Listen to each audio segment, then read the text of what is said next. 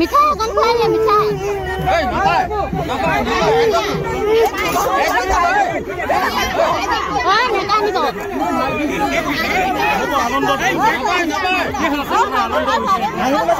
मिठाई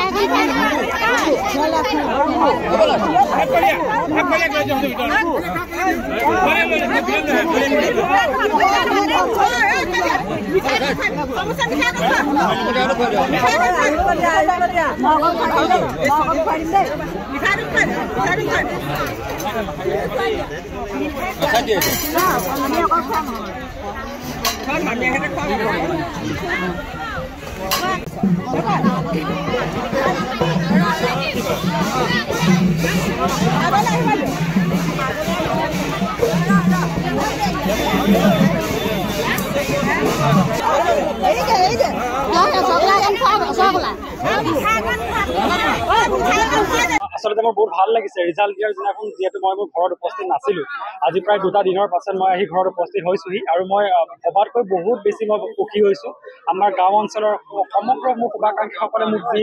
মৰম জনাইছে মোক যি তেওঁলোকে শুভেচ্ছা জনাইছে মোক যি আশীৰ্বাদ জনাইছে তাৰ কাৰণে মই তেওঁলোকৰ ওচৰত আজীৱন চিৰকৃতজ্ঞ হৈ ৰম বহুত তুমি কষ্ট কৰিলা এতিয়া সফল হলা এতিয়া দায়িত্ব কিন্তু আহি থাকে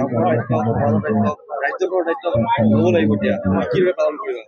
মই আচলতে যিটো কষ্টৰে গোটেই জীৱনটো আগবাঢ়ি আহিছো সেই কষ্টখিনি আচলতে মোক সংগ্ৰামৰ সময়খিনি কেনেদৰে পাৰ কৰিব লাগে সেয়া শিকাইছে মই ভাবো যে পৰৱৰ্তী সময়ত এগৰাকী ACS বিষয়া হিচাপে মোৰ কাম কাজসমূহ মই সঠিক ৰূপে পালন কৰি যোৱাত মোক সেই সংগ্ৰামখিনিয়ে যথেষ্টখিনি সহায় কৰিব হয় তুমি যিহেতু ছ'চিয়েল মিডিয়াত বৰ্তমান ভাইৰেল হৈ আছা তোমাৰ ঘৰখন আমি দেখিছো একেবাৰে দেউতাই পঢ়ুৱাইছিলে সেই বিষয়ে ক'বা নেকি হয় যিহেতু সকলোৱে গম পাইছে মোৰ দেউতাৰ এখন পাণ তামোলৰ দোকান আছে মোৰ মায়ে তাঁত বয় ধান ৰুৱে ধান কাটে কিন্তু তাৰ পাছতো মোৰ মা দেউতাই কেতিয়াও মোক একো অভাৱ অনুভৱ কৰিব দিয়া নাছিলে ইমানখিনি দুখ দুৰ্দশা থকাৰ পাছতো তেওঁলোকে কোনো বেয়া পথ বাছি লোৱা নাছিলে তেওঁলোকে এটা সৎ পথৰ জৰিয়তে যি 2 টকা উপাৰ্জন কৰিছিলে তাৰ দ্বাৰাই তেওঁ মোক আৰু মোৰ ভাইটিক পঢ়া শুনা কৰিবলৈ তেওঁলোকে চেষ্টা কৰিছিলে গতিকে মই আজিৰ তাৰিখত মোৰ মা দেউতাকো ধন্যবাদ জনাব লাগিব যে ইমান দুখ দুৰ্দশাৰ পাছতো তেওঁলোকে নিজৰ ওচৰত হাৰ নামানিলে আৰু আমাক আমাৰ ওচৰত হাৰ মানিব নিদিলে তুমি ক'ব বিচাৰা নেকি যে যদি ভাল মন থাকে কিবা এটা কৰাৰ ইচ্ছা থাকে দৰিদ্ৰতা কেতিয়াও বাধা হ'ব নোৱাৰে ডেফিনেটলি নোৱাৰে কিন্তু মই যেতিয়া মেট্ৰিকৰ আগলৈকে এই চিন্তাটো মোৰো আছিলে যে মই দৰিদ্ৰ হোৱাৰ বাবে মই কিজানি আগবাঢ়িব নোৱাৰিম কিন্তু মেট্ৰিকৰ পাছত মই যেতিয়া দেখিলোঁ শুভাকাংক্ষীসকলে হওক অসমৰ বিভিন্ন পইণ্টৰ পৰা বিভিন্ন লোকসকলে তেওঁলোকে মোক যিদৰে সহায় কৰিলে সেয়া লাগিলে আৰ্থিক সহায়ে হওক সেয়া লাগিলে মোৰ দুখৰ সময়ত মানসিকভাৱে তেওঁলোকে মোৰ কাষত থাকিয়ে হওক তাৰ দ্বাৰা কিন্তু মই আজি এই কথাটো দৃঢ়তাৰে ক'ব পাৰোঁ যে আৰ্থিক দৈন্যতা কেতিয়াও সফলতাৰ ক্ষেত্ৰত হেঙাৰ হ'ব নোৱাৰে পিছৰ পৰ্যায়টো কেনেকৈ আগবাঢ়িবা দিয়া পিছৰ পৰ্যায়ত যিহেতু মই ACS বিষয়া হিচাপে চিলেক্ট হৈছোঁ গতিকে পৰৱৰ্তী সময়ত আমাৰ ট্ৰেইনিং হ'ব তাৰ পাছত যেতিয়া পষ্টিং হ'ব মই এগৰাকী নিজকে সৎ আৰু সু বিষয়া হিচাপে গঢ়ি তুলিবৰ কাৰণে মই যৎপৰোনাস্তি চেষ্টা কৰিম মই যদি চিভিল ছাৰ্ভিচৰ অধ্যয়নৰ কথা কওঁ মই যেতিয়া কটন বিশ্ববিদ্যালয়ত পঢ়ি আছিলোঁ তেতিয়া মই দ্বিতীয় ষান্মাসিকৰ পৰাই মই চিভিল ছাৰ্ভিচৰ প্ৰস্তুতি আৰম্ভ কৰিছিলোঁ আৰু তাৰ মূল কাৰণেই আছিল যেতিয়া মই কটন বিশ্ববিদ্যালয়ত পঢ়ি আছিলোঁ মোৰ বহুতো ছিনিয়ৰে এই পৰীক্ষাসমূহ ক্লিয়াৰ কৰিছিল এতিয়া মই তেওঁলোকৰ পৰা যথেষ্ট ইনস্পায়াৰ হৈছিলোঁ তেতিয়াই মই চিভিল ছাৰ্ভিচৰ প্ৰস্তুতি জাৰ্ণিটো আৰম্ভ কৰিছিলোঁ আৰু মই প্ৰথম এটেম্পটত UPSC ফেইল কৰিছিলোঁ দ্বিতীয় এটেম্পটত মোৰ UPSC প্ৰিলিমছ পাছ হৈছিল মেইনছত ফেইল কৰিছিলোঁ কিন্তু তাৰ পাছত মই APSC প্ৰথমটো এটেম্পট দিছিলোঁ আৰু এইবাৰ 2024 চনত যিটো প্ৰথম এটেম্পট হৈছিলে মাৰ্চ মাহত প্ৰিলিমছ হৈছিলে জুলাই মাহত মেইনছ হৈছিলে আৰু নৱেম্বৰত যিটো ইণ্টাৰভিউ হৈছিলে সেই প্ৰথমটো প্ৰয়াসতে মই উত্তীৰ্ণ হ'বলৈ সক্ষম হৈছোঁ দিল্লীত আপুনি কি কৰিছে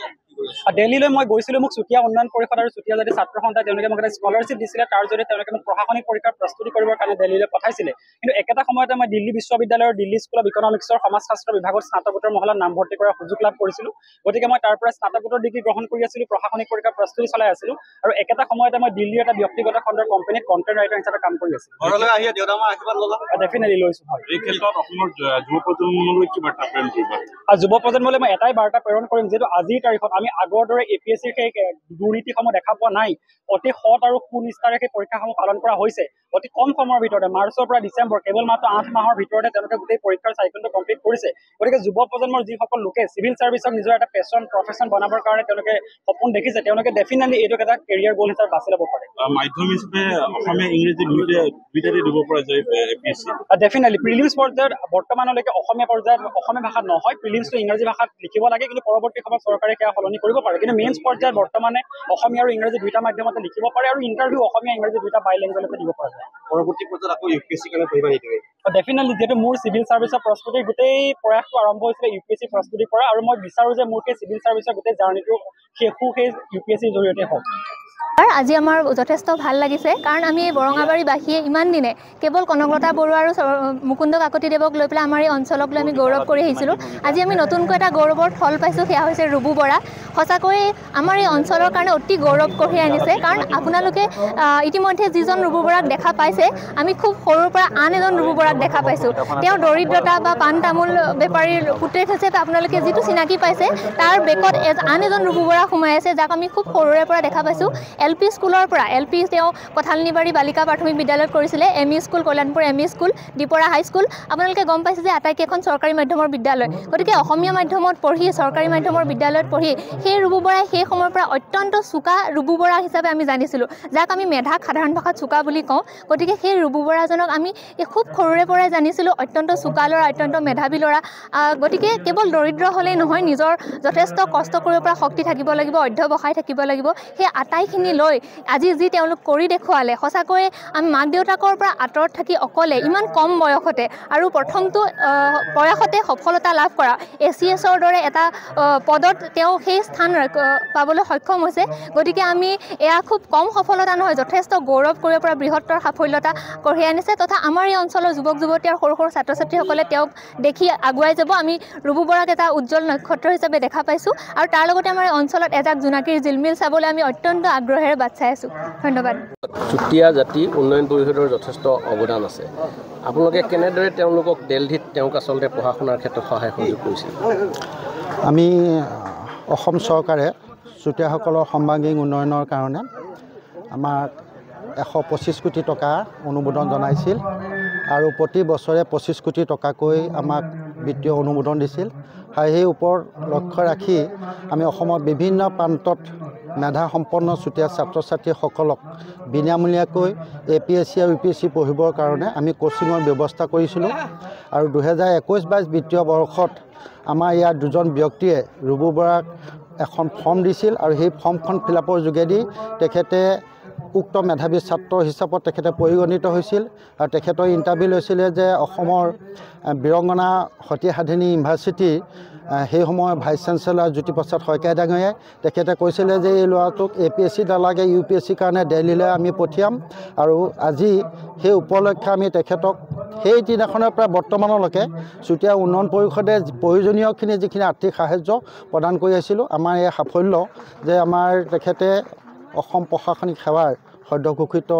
সেৱাত তেখেতে 14 নম্বৰ স্থান দখল কৰি গহপুৰ তথা সমগ্ৰ অসমৰ এক বৃহৎ সাফল্য লাভ কৰাৰ বাবে আমি চুতীয়া উন্নয়ন পৰিষদৰ ফালৰ পৰা তেখেতক ধন্যবাদ আৰু কৃতজ্ঞতা জনাইছোঁ আৰু তেখেতক সেই সন্তান জন্ম দিয়াৰ কাৰণে পিতৃ মাতৃকো আমাৰ ফালৰ পৰা আন্তৰিক অভিনন্দন কামনা জনাইছোঁ হয় ৰুবু বৰাই UPSC কাৰণেও আচলতে প্ৰিপেৰেশ্যন কৰিছিল আৰু তেওঁ এক্সামত বহিছিল আমি জনামতে 12 নম্বৰৰ কাৰণে তেওঁ এবাৰ পোৱা নাছিলে এতিয়াও তেওঁ কৈছে যে তেওঁ পুনৰ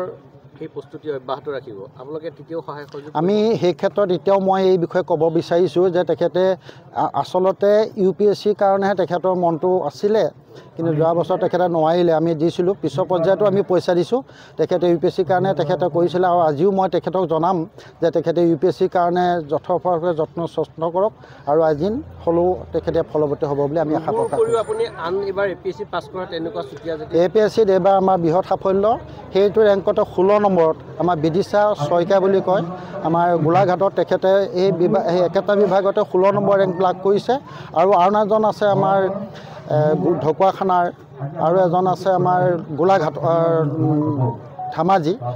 4জনে এইবাৰ আমাৰ UPSC লাভ কৰি পেলাই জাতিটোৰ হৈ গৌৰৱ অৰ্জন কৰি আহিছে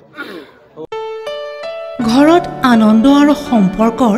চমক বজাই ৰাখিবলৈ জৰুৰী হৈছে সকলো আনন্দময় মুহূৰ্তত মৰমৰ উপহাৰ দিয়াটো সেইবাবে মধুশ্ৰী জুৱেলাৰ্ছে আনিছে সকলো ৰঙীন ক্ষণৰ বাবে বিশেষ গহনা হীৰাৰে হওক সোণৰে হওক বা ৰূপৰে হওক শ্ৰেষ্ঠ ডিজাইনছ আৰু হলমাৰ্কযুক্ত গহনাই ৰাখে সম্পৰ্কক নিখুঁত তেনেহ'লে আজিয়ে আনক আনন্দ মধুশ্ৰী জুৱেলাৰ্ছৰ সৈতে যোগাযোগ কৰক 7002800341 নাইবা ভিজিট কৰক LNB ৰোড নলবাৰী অসম